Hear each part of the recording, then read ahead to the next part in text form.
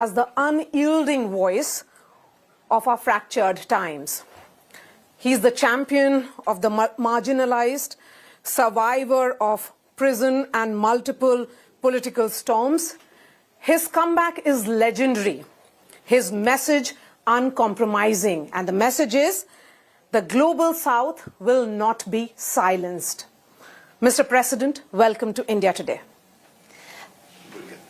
Thank you so much, President, for doing this. You're here for the India AI Impact Summit, and you have warned the world about the fact that AI should not become a privilege for a few, nor a tool of manipulation.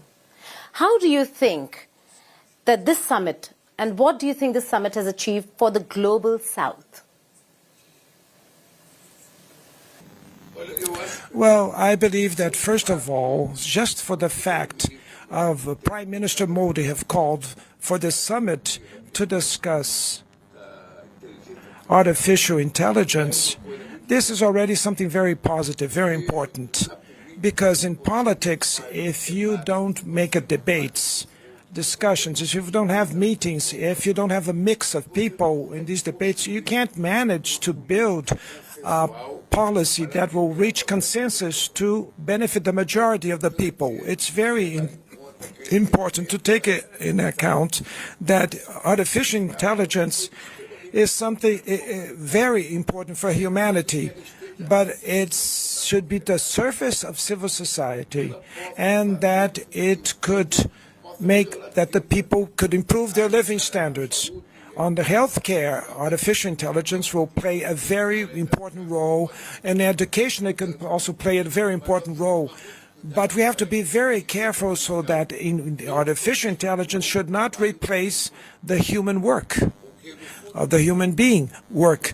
Because the bottom line is that Prime Minister Modi governs a country of 1,400,000,000 inhabitants that has to create jobs, that has to generate income and better quality of life for the people. So artificial intelligence has to be at the service of this, at the service of the growth of the country, of the improvement of the public and private services, and above all, with the perspective to improve the working conditions of all humanity.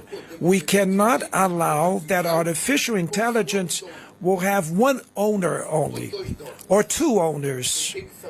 Who has to take over the artificial intelligence is civil society. And so that's why that this debate here in India was extremely important. Mr. President, would you then say that AI is more of an enabler rather than a disruptor? And what are your views on what Prime Minister Modi says with regards to artificial intelligence, that it has to have some kind of safety, particularly for the children, and there has to be artificial intelligence which is guided by the families? Well, first of all, yes, we have to regulate very rigid regulation, and we believe that this regulation has to be done through a multilateral institution that will have the size of the United Nations. And it has to be regulated to protect, above all, children, adolescents, and women.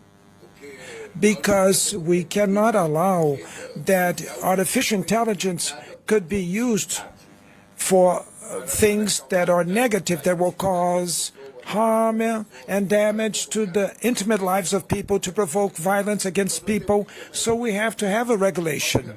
Obviously that you have 2 or 3 owners of platforms that do not wish regulation. But if we don't regulate and we lose control, I believe that it would not be good for humanity.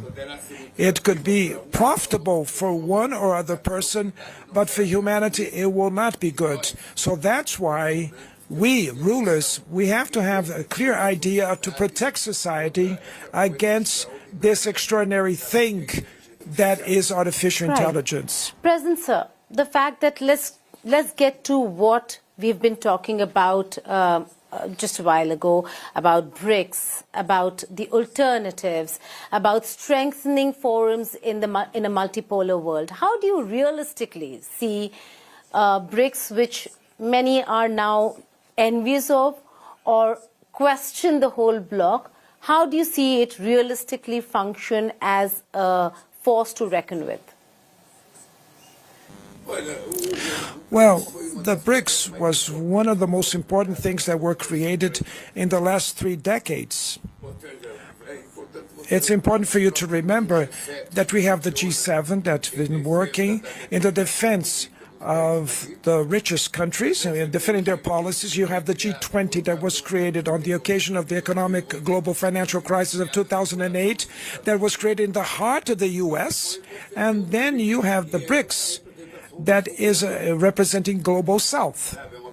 So it's something new because of the Global South and having countries like India and China, just these 2 countries carry half of the population of the world. If you include Indonesia, more than half of humanity is participating at the BRICS. You're going to have a good percentage of those that participate in the BRICS, and then you can establish a new dynamics of trade policy, cultural policy, and in the relationship between the states. So that's why I advocate for multilateralism, because after the Second World War, multilateralism allowed that we could have the quest of a harmony between the nations so that we can avoid conflicts, because every war starts with a trade war. And so we don't need trade wars. Brazil does not wish a second Cold War. If the first Cold War was between the U.S. and the Soviet Union, we don't want another Cold War between China and the U.S. Brazil wants to trade with the U.S., wants trade with China, with India, with Russia, with Bolivia, and with all countries in the world. And I'm in favor of free trade, multilateralism, and harmony between the nations. It's necessary that we should learn to respect the sovereignty of the territory, the cultural sovereignty of the peoples, of the countries.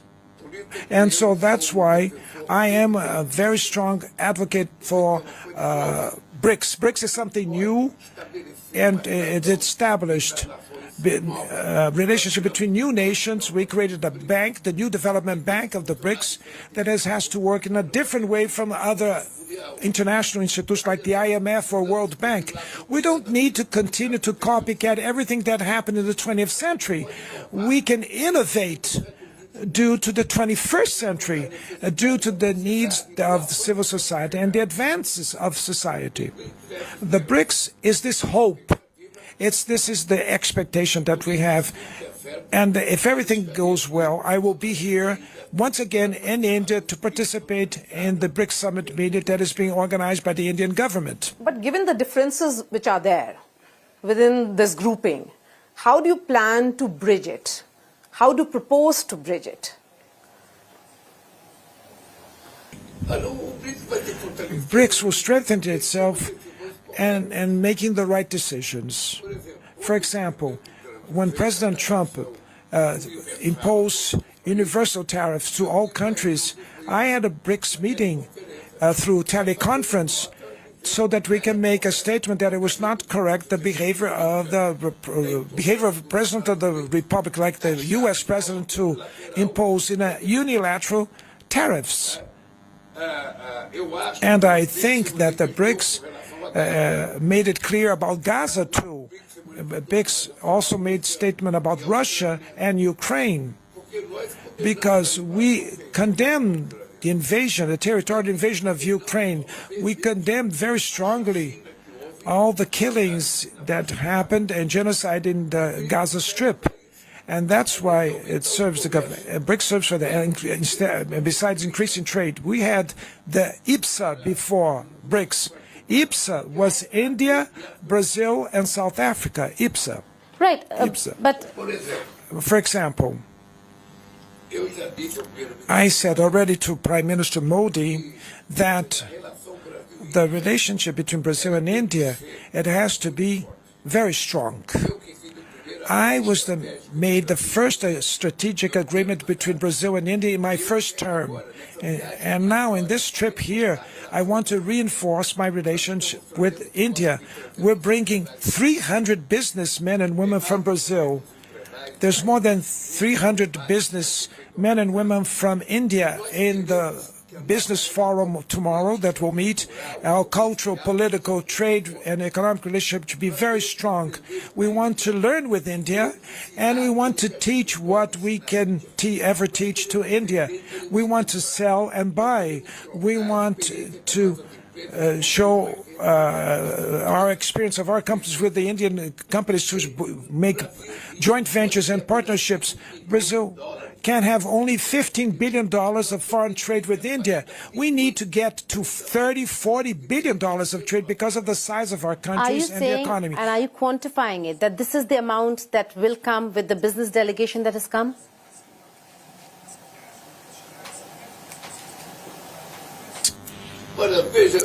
Well, no one cannot buy what it does not know. So, when I decided to come to India and bring a big business delegation, strong delegation, is because we are highly interested to learn with the evolution that India is having on the space industry, on the defense industry, on the pharmaceutical industry. India has a lot to teach us, and we want to learn and exchange experiences.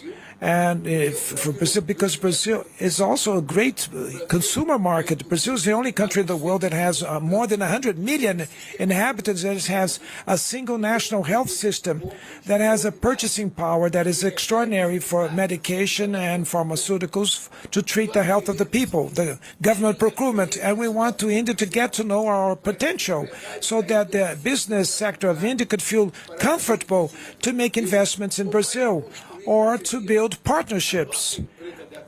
Our Embraer aircraft manufacturing company is going to open a manufacturing aircraft plant in India. This is what has to happen between Brazil and India. We just can't rely on the U.S. or rely only on China. We want that our economies grow, because if they grow, the trade flow will also grow, and it's going to be good for India, and it's going to be good for Brazil. And so we're the two largest democracies of the global south. And so we have to give good examples. And since my relationship with Prime Minister Modi is a very good relationship, it's very good, and I respect tremendously the governance of his administration. And I am sure that he also respects my governance in Brazil. And so we have to take advantage of this moment to make things happen, make it happen. So, Mr. President, let's be more specific. Can BRICS then de-dollarize the global economy? She means the US dollar. Well, let me say something to you. I respect very much the decisions that are made by the countries. I advocated that it's not necessary that a trade agreement between Brazil and India would have to be done with US dollars. What I defend is that we can use our own currencies. It's difficult. Yes, it is difficult, but we can try. No one has to rely on the dollar, but you can't also undo this system overnight. You have to take into account the difficulties of each nation. What I believe in concrete terms is that many goods, I'm not thinking about this now. For a long time I've been thinking about this.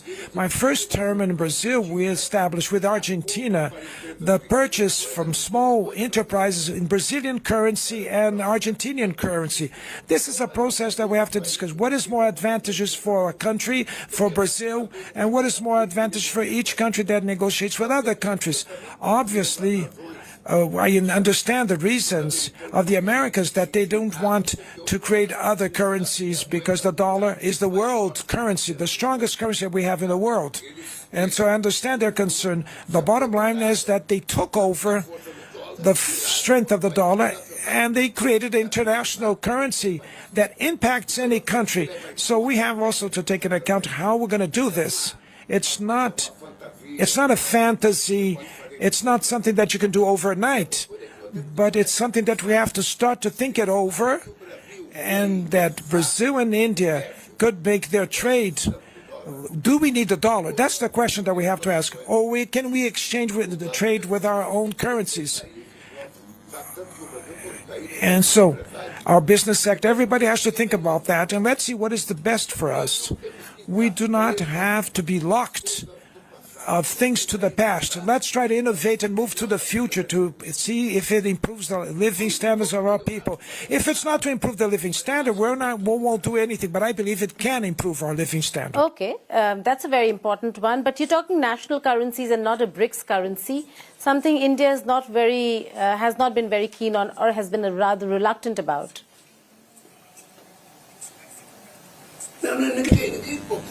No one proposed to create the BRICS currency.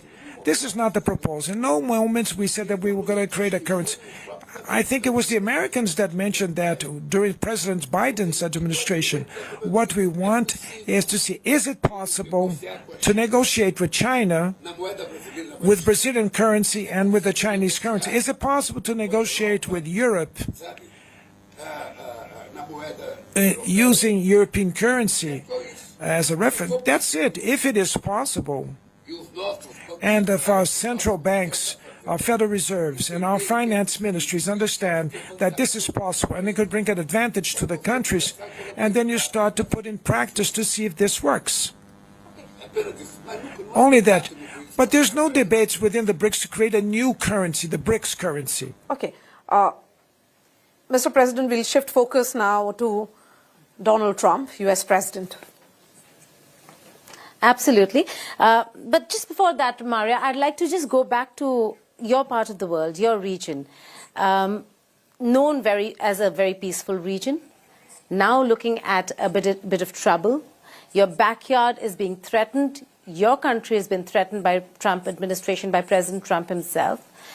How do you see the action of America in Venezuela? You have interests there. Are you looking at going back with oil in Venezuela? How do you look at what has happened in your backyard? Brazil's position is very clear. It was clear in our position when Russia invaded Ukraine, which we condemned, as in Gaza, and it is very clear now for Venezuela too. We cannot accept that a head of state of one country could invade another country and capture the president. This is unacceptable. There's no explanation for this, and it's not acceptable. Now, Maduro is arrested, and now let's see, to consolidate the democratic process in Venezuela, that this is the interest of what matters now, is to reestablish democracy in Venezuela. That's the most important thing. And I believe that if Maduro has to be tried, he has to be tried in his country, not a trial abroad. It's not acceptable. The interference of one nation over the nation of another nation. In the 60s, Latin America suffered many military coups d'etat. Chile, Argentina, Uruguay, Brazil. All of them suffered military coups. And those that had influence was the American embassies of these countries in Latin America. They had a lot of influence. There was no tradition of demilitarization. So Venezuela was a negative experience. And I hope that the issue in Venezuela could be solved by the people of Venezuela, and not by foreign interference of any other country. It has to be solved by the people of Venezuela. So, Mr. President, how serious do you evaluate this threat? Who do you think could be next? Cuba, Colombia. Is this threat real? Or Brazil, for that matter, because he's threatened you too.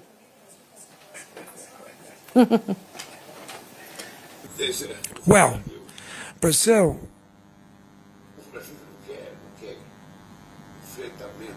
we do not want a confrontation with the U.S., neither with Uruguay. That's the smallest country in South America.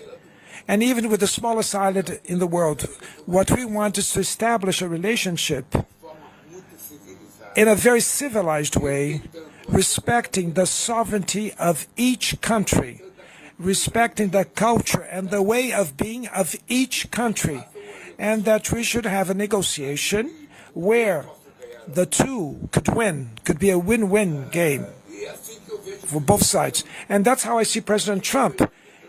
And that's how I see him. Brazil does not feel threatened.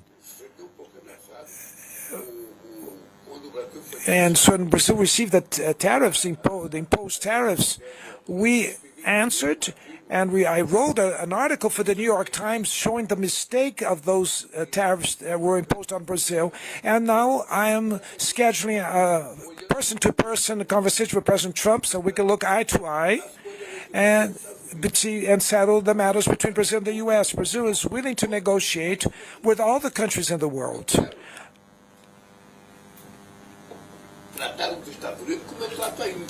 I want to treat the U.S. as I treat India, as I treat China, as I treat any country in the world. I have no preference. I want to negotiate the interests of my state, my country, respecting the interests of the other state or the other government. So in my conversation with Trump, I want to negotiate the issue of fight organized crime and drug trafficking. That's what I want to discuss with him. That's one thing. And I'm going to take a proposal to President Trump on this issue. I also want to negotiate with him the critical minerals and rare earth issue.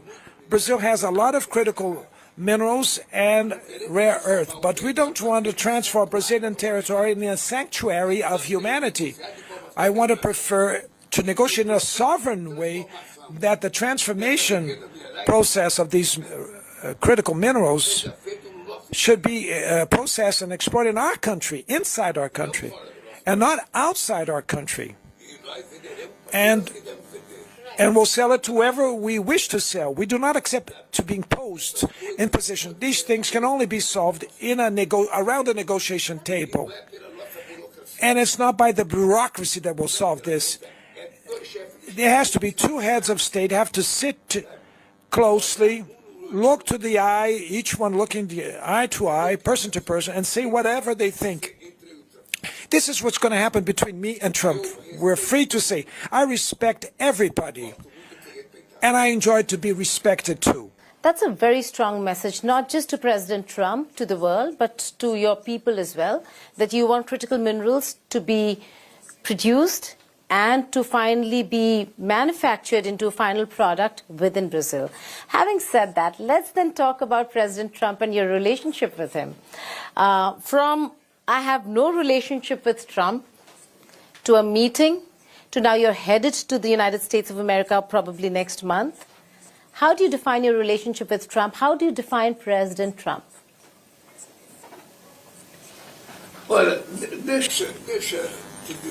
Well, I would like to say something that is very serious.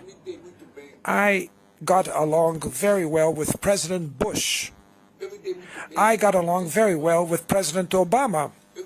I got along very well with President Biden. And now I want to get along also very well with President Trump. The relationship between Brazil and the U.S. has more than 200 years of existence, diplomatic relations. And I want to continue to be a strong relationship. That's what I want. With the freedom that the U.S. wants for them and the freedom that I wish for Brazil. Brazil has a trade with the U.S. of $80 billion. $40 billion that Brazil exports and $40 billion that we import from the U.S. And there's a surplus in the trade for the U.S. The U.S. represents only 12% of the Brazilian trade balance. Of these 12%, 22% receive the tariffs from Trump. It's not the end of the world. And we did not apply the reciprocity law because we believe in the capacity to negotiate from the Brazilian side. I have my chancellor with me, I have my finance minister, and I have the vice president of the republic that are negotiating with the U.S. Trump administration. And I proposed to him a meeting, person to person in March. Let's see what will be the date so that we can put things on the table the issues on the table and reach the agreement that we have to make. At any level, there's nothing forbidden issue to discuss with President Trump on trade matters. What I cannot put in discussion is my sovereignty and the democracy in Brazil. This is something that belongs to me and my people. But from the trade viewpoint, I'm willing to negotiate with the U.S., as I'm going to negotiate tomorrow with Prime Minister Modi. I came here to discuss with Prime Minister Modi what is good for Brazil and for India in our relation. What can Brazil buy from India and sell to India? What our business sector can build partnerships? Because this is what's important for the people. What will the people gain with all this, with these things? It's not just coming from the U.S. It cannot only the U.S. win to be the winner only alone. What we want, and that's why we advocate multilateralism. Mr. President, one sense is certainly that there is some kind of weaponization of tariffs by the U.S. president. You said that you had great equations with former President Bush. Is it difficult to negotiate with Donald Trump? I haven't started a negotiation with him yet. We had 2 phone calls, conversations, and we have a person-to-person conversation in Malaysia. Now, I want to go to the U.S. because since he started in Venezuela saying that he wanted to fight organized crime, drug trafficking very well. I also want to fight it. And I said it to him, a relationship of Brazilians that were smuggling gasoline to Brazil. And this citizen, this criminal, lives in Miami. And I even took a photograph of the house of this criminal that lives in Miami. If we're going to fight drug trafficking, send it back to Brazil, these criminals, Brazilian criminals that are living in the States, back to Brazil, so that they could be put on trial in Brazil. We have a federal police that is very specialized. We have a internal tax revenue service that is very well prepared. And we want to sit down with the DOJ, with the revenue authority, tax revenue authorities in the U.S., and let's fight drug trafficking. Yes, let's do it together. And so this proposal, I want to take it in writing form to President Trump, because I'm afraid that the wind can blow the words. So I'm going to take it in writing. Everything that I'm going to talk with President Trump, I'll take it in writing. I'm optimistic with this conversation with President Trump. President, sir, the fact that when we interviewed President Putin, he said that President Trump is very different when he's in his private space and talking to a leader, and very different when he's talking to the world. What's your experience?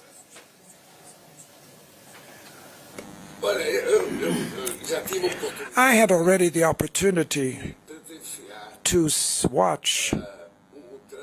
Trump is an expert in marketing. He is an expert of the digital and social media.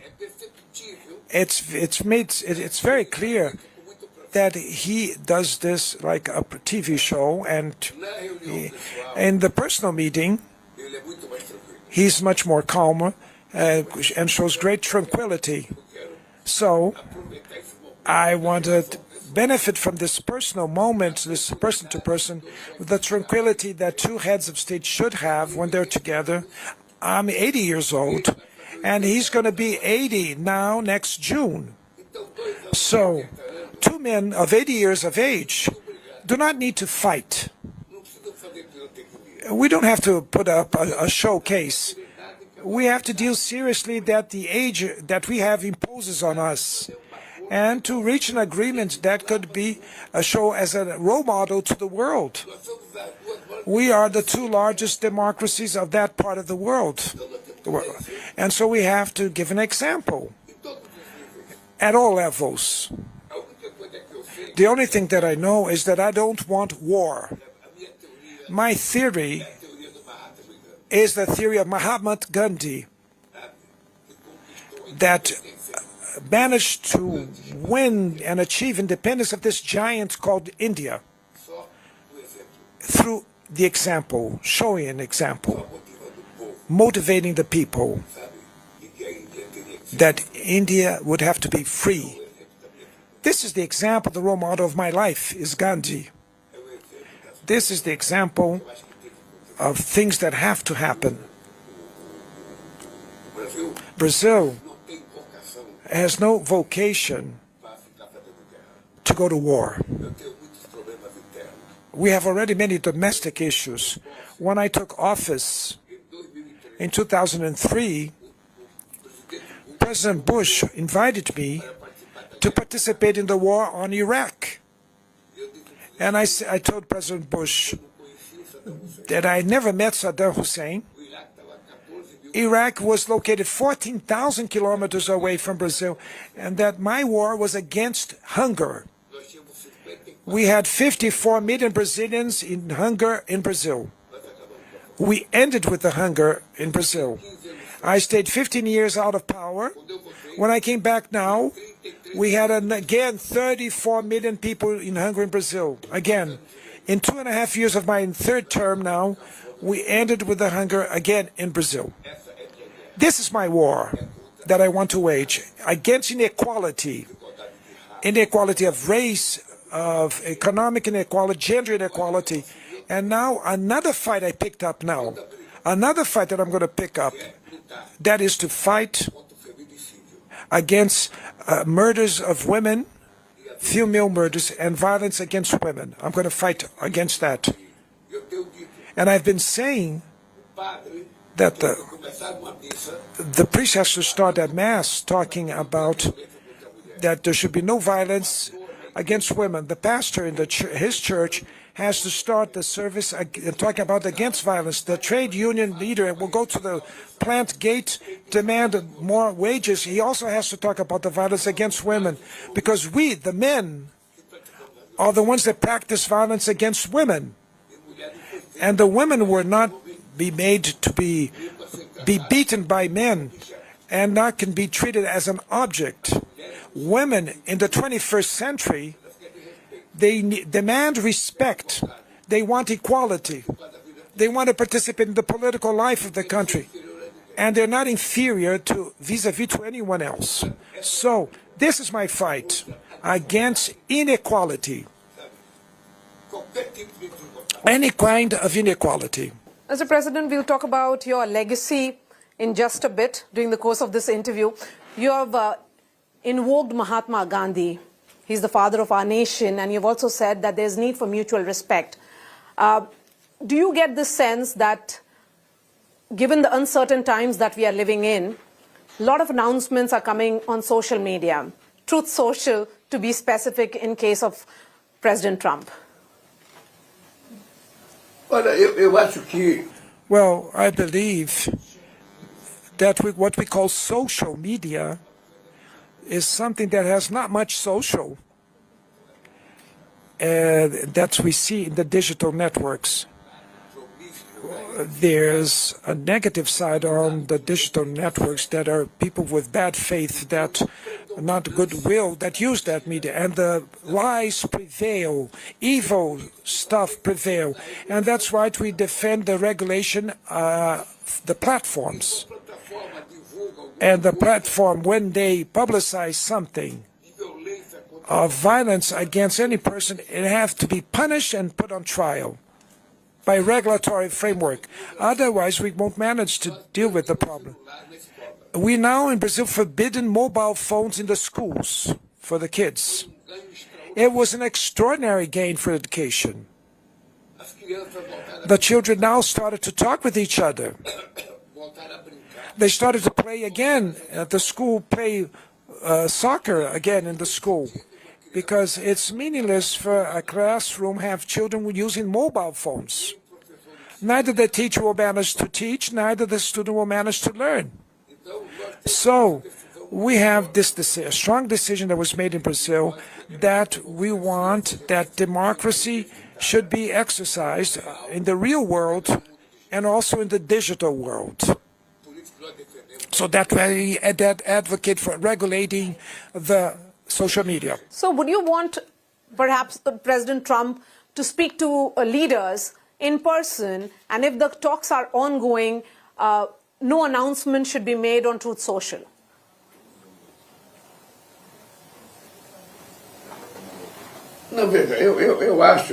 Well, I believe that the behavior of two heads of state, I would never communicate an action on my side with India through Twitter.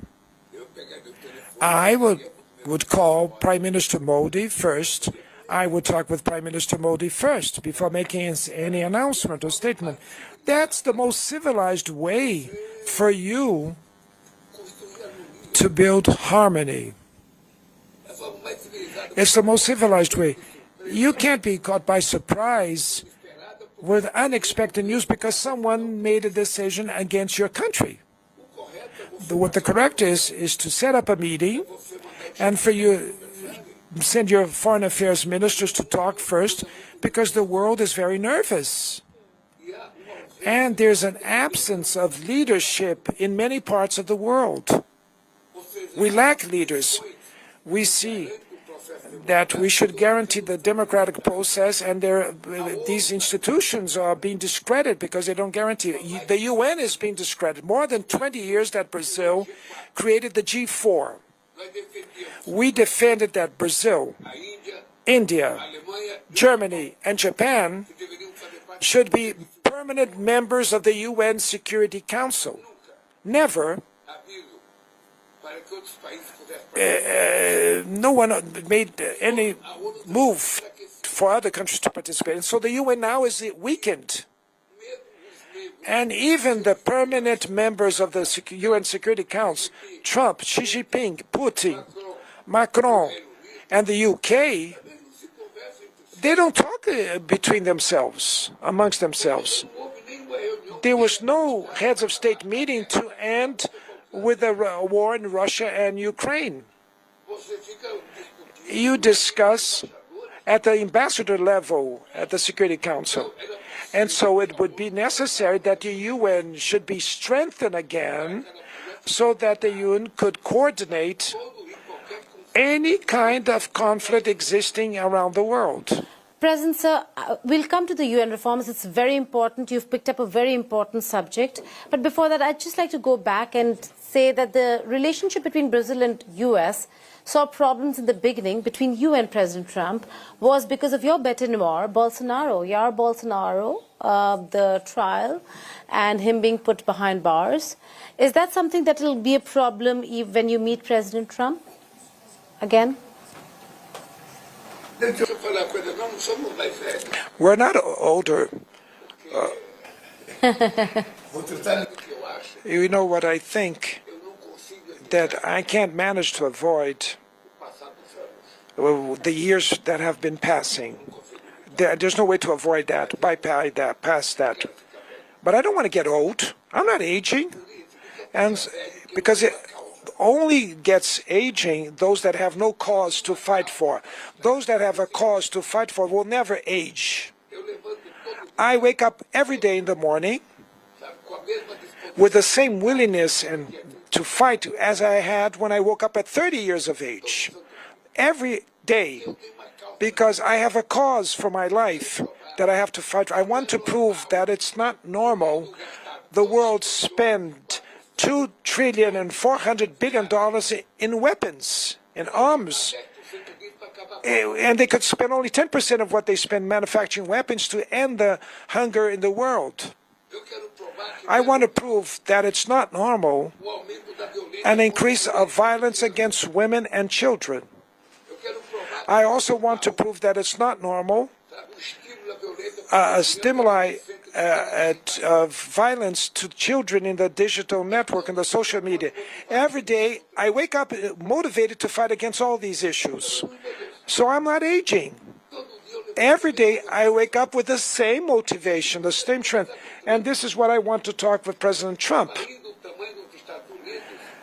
A country of the size of the U.S., from the military technological viewpoint, cannot threaten everybody every day. It has to have the peace, because the world is in need of peace.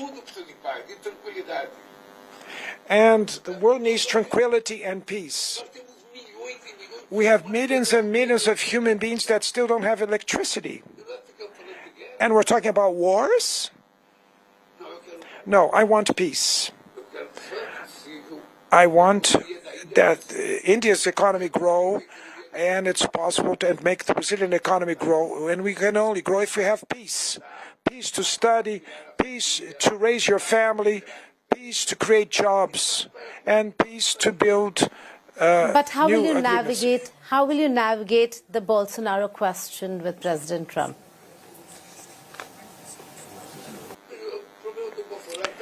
The issue with Bolsonaro is resolved. He was convicted for 27 years and 3 months in jail. And he's going to be locked in prison for a while, for a good period. Because besides trying a coup d'etat, he also had planned to murder me, to murder my vice president, and the Chief Justice of the Electoral Supreme Court. This is all documented. There's evidence of this. This murder attempt. Brazil has a constitution and a Supreme Court. And the Supreme Court has abided to the constitution. And if he was convicted on evidence, and that's how these people were convicted. The due process was followed, and there was proof against them. I'm not in concern what is Trump's relationship with Bolsonaro. I am concerned to know how can we establish the relationship, a democratic relationship, in a respectful way between Brazil and the U.S. that already exists for more than 200 years. This is what I want. And that's what I'm fighting for. Okay, we're being told that we're running out yes. of time, Arya. So Yes. our last few questions. Yes, Mr. and then we President, wrap. you have said firmly that Amazon is not for sale. But critics often argue that enforcement remains weak and deforestation persists. Well, I'm going to invite you to visit the Amazon region, tropical forest. First of all, when I organized the COP30 meeting in the Amazon, I wanted that the world to get to know the Amazon. That's why it was held there. Because there's a lot of people that talk about the Amazon, but they know nothing about the Amazon, never been there. So it's important to know that in the Amazon region, 30 million people live there. These 30 million people want to live, that want to work, that want to have access to consumer goods that the people in the cities enjoy. People don't want to be locked in the tropical forest. That's one point that we have to take care of. The other issue that we have to take care of is that only in 3 years of my new term, we diminished in more than 50% deforestation in the Amazon. And now we're proving that keeping the trees standing is worth more than when you cut down a tree. We're proving that now. So that's why we create the Tropical Forest Fund Forever, that it's a new way to finance, a way to preserve the Amazon tropical forest. It's not donation of money, it's an investment fund. It's an investment fund, and I think this will manage for us to take care of our problems of deforestation. We have 6 biomes in Brazil, and we want to preserve all these 6 biomes. And this is a titanic struggle. This is a titanic struggle because there are people that want to preserve and other people that want to end with the forest. The people that have the awareness because they are scientists and they study the issue and prove that there's being a climate change very strong in the world. And others that don't believe in climate change. Some that did not follow the Kyoto Protocol, others that did not want to fulfill the Paris Agreement. And so instead of fighting with the others, I'm going to do my share of the work. So I committed myself that to have zero deforestation in the Amazon till 2030. Okay. Right. But before we close, just the fact that you said climate change, there can be no fight without the international community coming together. And here's where I want to ask you about the United Nations, reforms, strengthening them. Russia-Ukraine war, the world was divided, nobody understood. India was penalized by the United States of America. And now we're looking at the Gaza war. Nothing. Children have been killed. Nothing from the international community. Where do you stand?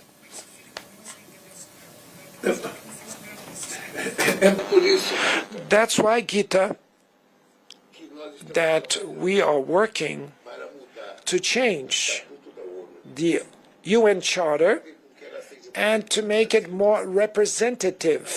The UN from 2026 cannot follow the same standard that it followed when it was created in 1945. What is the explanation for you not have 3 or 4 African countries, or India or Brazil or Mexico in the UN Security Council as permanent members, and you don't have Egypt, and you don't have Germany, you don't have Japan, you don't have Indonesia in that council? So you have to put in more people to give more representation so that we can avoid in this way to avoid what happened in Gaza. That what's going on now in dozens of countries in the African continent, coup d'etat, wars in the African continent. So it's necessary that the UN should be more representative, and today it is not. Today the UN is not more representative. So we want to change the UN. But instead of criticizing the UN, as Trump says, there's only bureaucrats in the UN, it's true what he says.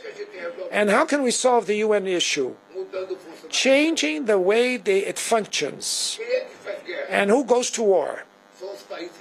Are the countries that are members of the UN Security Council. The US invaded Iraq. France and England invaded Libya. The United States threatens everybody every day. And they're all members of the UN, permanent members of the UN Security Council.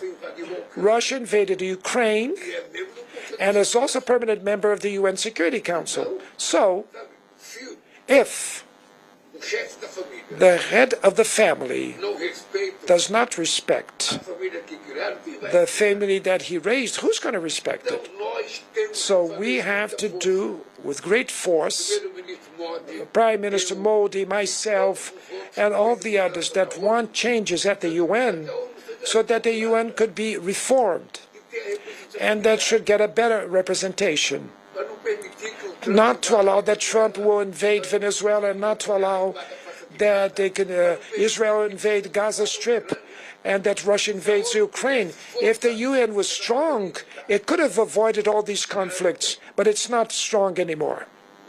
So I believe that we are experiencing a very delicate times in the world, and above all, with the lack. Okay, Mr. President. One last question. Last question now. Since you spoke about your age twice during the course of this interview, you are 80. You say that you have purpose of a 30-year-old. What's your purpose, and what, according to you, is your legacy? My purpose is the first. First of all is, what time did you wake up today in the morning? I woke up at 5:30. And what did you do at 5:30 in the morning? Because I'm fasting, I read namaz. I woke up also 5:30 in the morning. I walked 6 kilometers. Wow. In Delhi. And I do this Outside every in Delhi? day. Outside?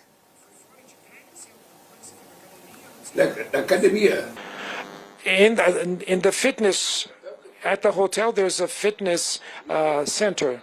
And I also walk in Brasilia every day, 5:30 in the morning. I wake up to work out 1 hour of gymnastics